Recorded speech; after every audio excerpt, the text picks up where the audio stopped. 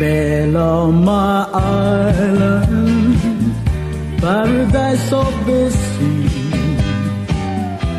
First of all, thank you very much for having me here. It's a great pleasure to be in your radio station. I don't think it's in my bio, but I started my professional career doing exactly what you're doing in a radio station. So this is like coming back home.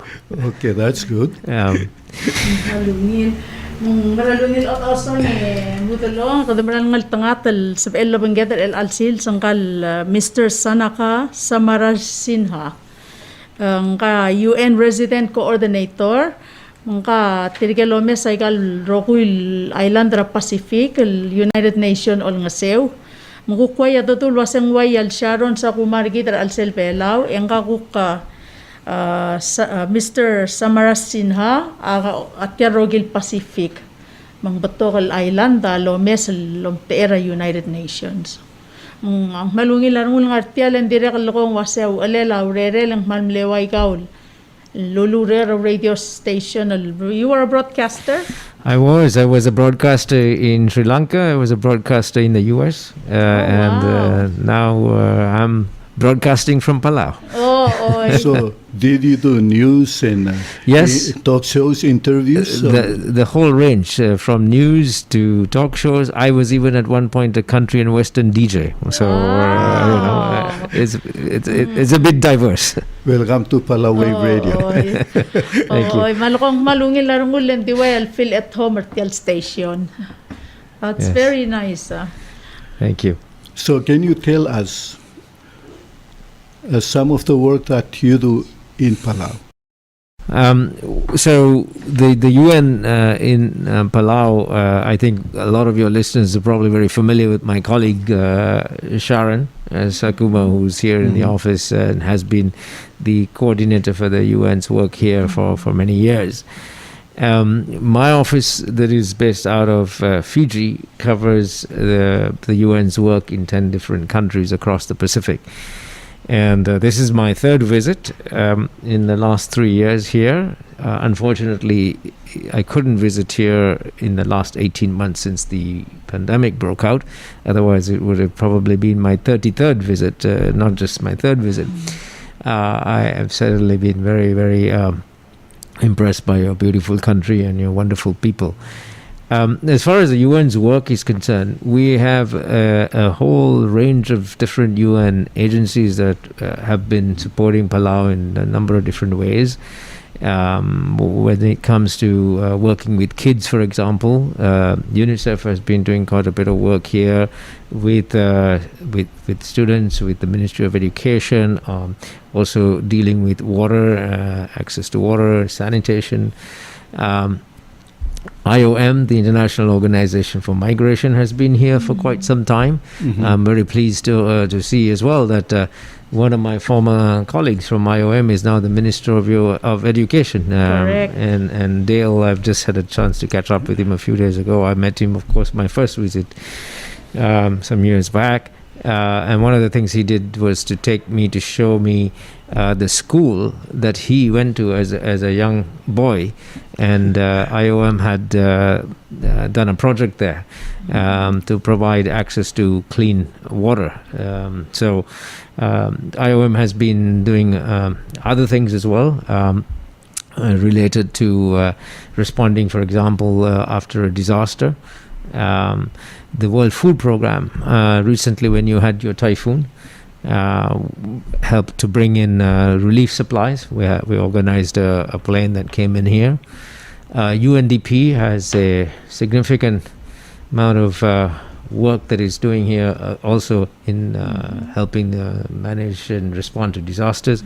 In fact, I was just a couple of hours ago with your National Emergency Committee, convened by the Vice President, in a room which apparently had actually been set up and renovated by one of the UNDP projects.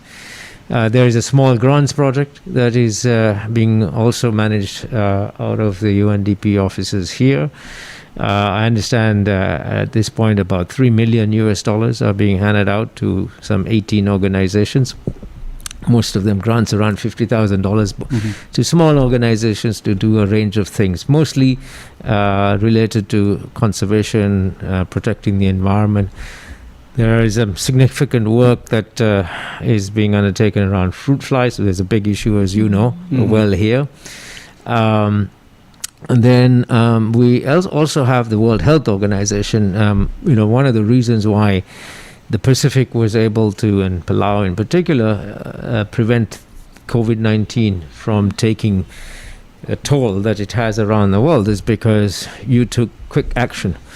You were prepared, you knew what to do and how to respond very early when some countries were even denying the fact that there was a virus out there. And one of the organizations within the UN that helped you with that process was, of course, the World Health Organization, which is part of the UN. So, as I said, there are a number of different UN agencies working here. Just in 2021, we, across the UN agencies, are spending something along the lines of around $10 million in these different sectors, working with government entities, with NGOs, and Irene, I'm very happy now also working with the Chamber of Commerce and the private sector. Yes, UNDP and UNODC and ILO work very much with the private sector. Right. And the anti-corruption projects and that go all over Palau, and also with working with the informal sectors, helping them to learn how to form their own businesses or turn their God-given skills in the culture, like making storyboards, weaving, and making them into business. So sustainable development goals in mind. So if you don't mind, I'm gonna say it a little bit dito ko Belau. Gabo, gibay mga ikal to Belau. Oo. So thank you, Mr. Sanaka. Kmal mereng asule langkal rubak, lengkal Mr. Sanaka Samarasinha. Amla mo malara kalo teeray kal balura Pacific Island, lom teertir Urerel Urerel United Nations. Maselo ko berbela Urerel labengkela ngaliket Sharon Sakuma, dire kalmal ngalgel Belau mal to uspe ringira kay gitel to lengia amru lagi lungil kora talongalet kidma Sanaka mar atara UN mangka OI sulwaseng pato kaluluto tabla lolto ta UN ngara el altime wayal 3 million apla lotto betul mo lang sewa igel bek patengel am kakarel al atar al sel Belau el mru la bek patengel Urerel Matial UN ato tangali mal clone organization rabalulat kita atar belang aringya kada direct tara member eigel bek patingel la organizations ra UN el agency ringil mlam ol nga ser bela waya UNICEF lol nga se eigel to ra Urerel rangal ka way tirgale adra pangko ngaringi tirgele akota seng hotela deureng lol nga sera room 2 malubet tirgele okora abused malubet mothers low spe anges ma tirgal malol nga sewa school atara UN agency dilia IOM International Organization of Migration ang kal Dr. Dale Jenkins ang kay mlek obengel Urerel elang bukla mo Minister Education nindire kalmal ngilul mo otisel kora kakarel school mo ringir Belau luto tra UN amlol nga sew el marusel school mangmal mlongil arangul guk mesang World Food Program sera typhoon nindire kalmal ngaringay programs el mel nga sew rapalul Belau la rolela kal Michael dos PL supplies ikel ko ngaringil disasters sa Belau el diakadil typhoon matire kalikal to environment el rock climate change marang ka UN mal masisi elol nga sewling el angway tel teme la COVID el pandemic es el World Health Organization se dire kal tar ima la UN mang waseng mal kora amatar at Belau lemre el mga tmok la rigid mandim la kadabo tamal la tial COVID dir kasal ba akal mel mutar elang Yang wase lamot telara kalmen mutel el amul kel wase ako private sector tamakarang makulu ay sringil wase oy Palau Chamber of Commerce lukom tera private sector amala funding ra UNDP ma UNODC ay kel ko United Nations Office of Drugs and Crime malube masel imo nga United Nations Development Program ILO International Labor Organization الجوكل مسير other Belau المرول يجل تقول رول الجراتو ارتير مسبق لو سيجا الأولى لأم قرور تيال قرور ركيد ما كي ساير ركيد لو تيرك ليجل أيجل goals are other UN Sustainable Development Goals أيجل لونيل قرامو ولنغسير أيجل Island Nations المونيل Mangwaseng la 10 million am labal oit la motela raka UN lon nga seul merbelau el altay meng 3 million ablal expend el direct lon nga seul gidra to ko era kay gid el NEC National Emergency and yakadil typhoon makobi tingi dil kora environment tangrang klel mar aterbela ospe UN ahmal masisi lon nga seul Mr. Sanaka, you have met and engaged with some officials here in Palau and representatives from different agencies who are benefiting from this assistance from the United Nations. How has been your meeting with them? It has actually been quite inspiring. I don't. I'm not saying this because I'm here in Palau still, but. I say it's inspiring because I got a sense this time when I'm here, that there is a lot of goodwill and good intentions to work together. I mean, that's not something that you see all the time when you go to different countries. You don't see necessarily a willingness to work even within a government, for instance. I've seen too many times where ministries are competing for resources. There is, again, much less inclination on the part of certain governments to work with civil society organizations.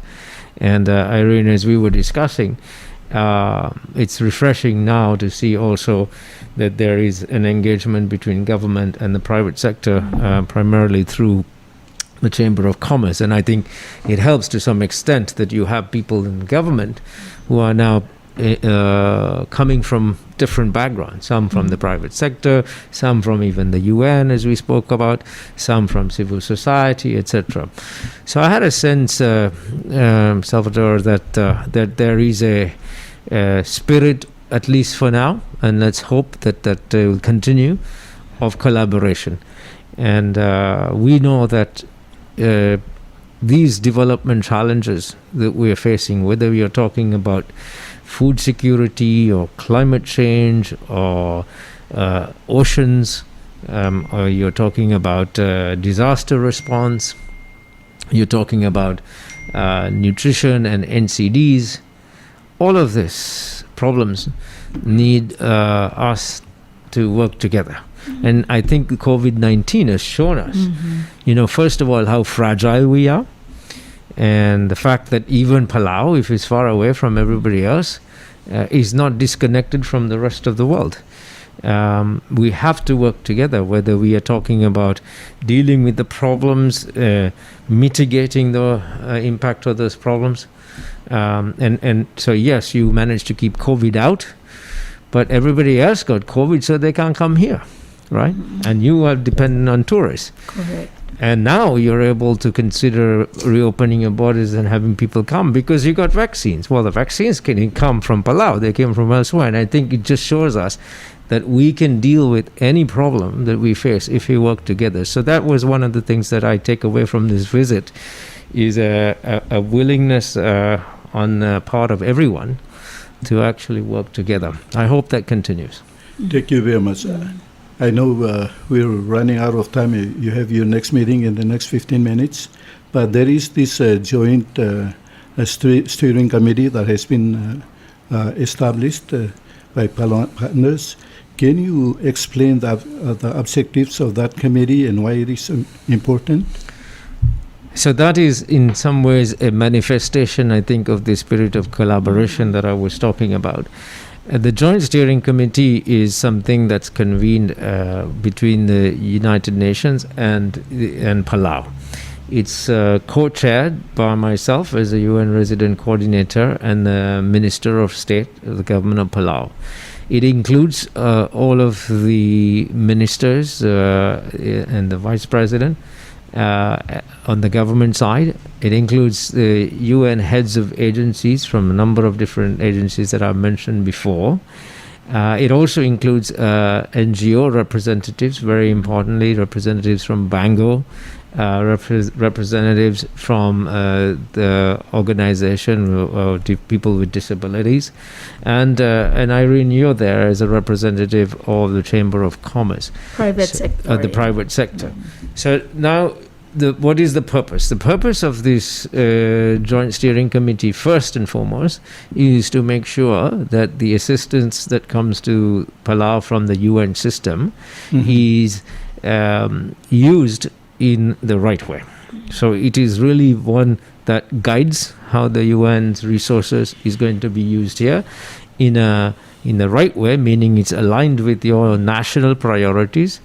Two, to make sure that it is the agencies that work here work together, again, not working, let's just focus on health, or we focus on education, but understanding the links between health and education and nutrition and food and production and agriculture and so on, that whole link. So that's the other thing, is to make sure that the way we work is coherent, the result is one that has greater impact. It is also set up to make sure that we reduce the transaction cost. One of the things is oftentimes you bring $1 into a country, but because the transaction cost is so high, you end up spending 80 cents or 90 cents on the transaction cost, and only 10 cents gets to the beneficiary. We've all heard this before. And so one of the things is this committee is tasked with is to ensure that the transaction cost is reduced as much as possible. And the people who are meant to be recipient of these services should get these services. Precisely. Yeah. And that's why having this, NGOs and the private sector in that committee is so important, because it, I think, also ensures a greater degree of transparency. Yes. You've been with us in the past 3 years as a resident coordinator. How many years, Sanaka? 3 years. In fact, for all the Pacific Islands. Yes, exactly. What have been your key challenges here? Are you talking specifically with respect to Palau or the Pacific? To Palau, and what you consider to be some of your achievements. I think while as a resident. Yeah. Well, I would hope that you, the media, will tell me that, because you should tell me where I failed and where I succeeded. Well, we have enjoyed the services and the assistance that you have given us, but right. There are objectives of these programs. Sure. And we want to get your reaction or feedback on the result of these activities that you've been... I think, Salvatore, one of the things... I took this job at a pivotal point in the UN system itself, in its history. So we just celebrated last year the 75th anniversary of the UN, and of course the UN belongs to us, right? It's all of us. It's not mine or yours. It's ours. And the first 3 words in the preamble of the United Nations Charter is "We the peoples." And I think the first thing that I understood was that this 75-year-old organization needs to really belong to the people. And what I'm doing here right now, what we did with the Joint Steering Committee, what we've been doing, I hope, in the last couple of years, is trying to make sure that the organization actually is belonging to the people, it's working for the people, it's working with the people. And it's not some sort of top-down, institution that just dictates terms or hands out resources. So that's one thing. I hope we've made some progress in that direction. The second part of it is the UN Secretary General has embarked on a overall reform program. As with any organization over time, bureaucracies build up, administration, red tape, all of that. And I think recognizing that whilst the UN is doing good work everywhere, we need to change as well. 75 years is a long time. We can't be working on the basis of what we knew 75 years ago. And one of the key things was that we found that we are really not, even as a UN system, working well together. So one of my main tasks, I, as a Secretary General's representative here in the Pacific, was asked to make sure that the UN system works as one. And it works as one with the governments and the people of the countries that I serve. So I hope we've got there. I mean, the Joint Steering Committee is one step, but there are a number of things that we've done. So, for instance, when we came here, when we started, even I couldn't tell you what the UN was doing in Palau, because we didn't have one document that captured what each part of the UN system was doing in the country of Palau. We had some vague idea of what the UN was doing across the Pacific generally. So there's no real way for us to be accountable to Palau, because even we didn't know. I mean, WHO knew what WHO was doing, UNDP knew what UNDP was doing, and so on, but as one UN we didn't. So we now have a way of actually getting that information together, disaggregating it, making it available to you and the population, so you can also know, and you can also say, hang on a second, you said you were going to do this and that, did you do it? So I hope some of those things have what can I say, helped to make this organization more about we the peoples. We're running out of time, so Sharon is here. I see she's reminding being me. I hope this UN mission, which is being managed by Sharon, has helped you understand and see more of what's going on with the UN program here in Palau. Thank you, sir. We thank you for coming. Thank you very much. Do you have the last say? Well, I'm looking forward. We are going to be, one of the things I've said to Sharon, this is my third visit, but I've said, I don't seem to be getting out of the capital, and I need to get out and be with the people. So tomorrow she's taking me out, and we're getting, where are we going, Sharon? All right. Oh, that's good. This would be good. Yes? Yeah. This will be a good trip. Oh, yeah. Sa direct close to talel sil nga rabalilyoling. Ngudaw dra UN o maaray kal hospital regit. Ikal clinics, ikal health community centers. Yes. Haladi crop up to Belau ikal dilul ng close to talel. Belpolo tingel other Belau wase ngkal rupa kam lamo edera kal ngartial Pacific. Oh, actimre ada. Ending ay Urerel Olkeriil waseng direct tirel bayakta tingel agency ra UN. Amor mo tiya kalakaw tingel wase terwat amrulang ra mengtial lomrolel mler Belau. Emo bengkel la Sharon ito mo former tial joint steering committee elangya kuk mo blingalet other Belau mo kaw tangay mong mo sabiira other UN mam tingel waseng ngara lurior amrera al sel Belau.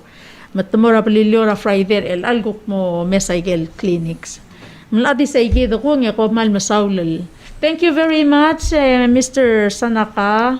It's a pleasure to meet you in person, and I hope that when you come back next time, you bring your family and enjoy Palau, not only working but also have some relaxation. Thank you very much, Irene. I think I was saying yesterday that we have a magnet on the fridge of Palau in my home, in my kitchen, for the last 3 years. And my children keep looking at this and say, when are you taking me there? So definitely I bring them with me. Yes. When I Make come sure back. you come. Yes. Okay. Thank you, And Sador. come to this radio so we can have more time talking with you. Fantastic. Yes. Such a All pleasure. right. Thank you very much. Okay, take care. enjoy Paliliw Ensure you stay here. tomorrow.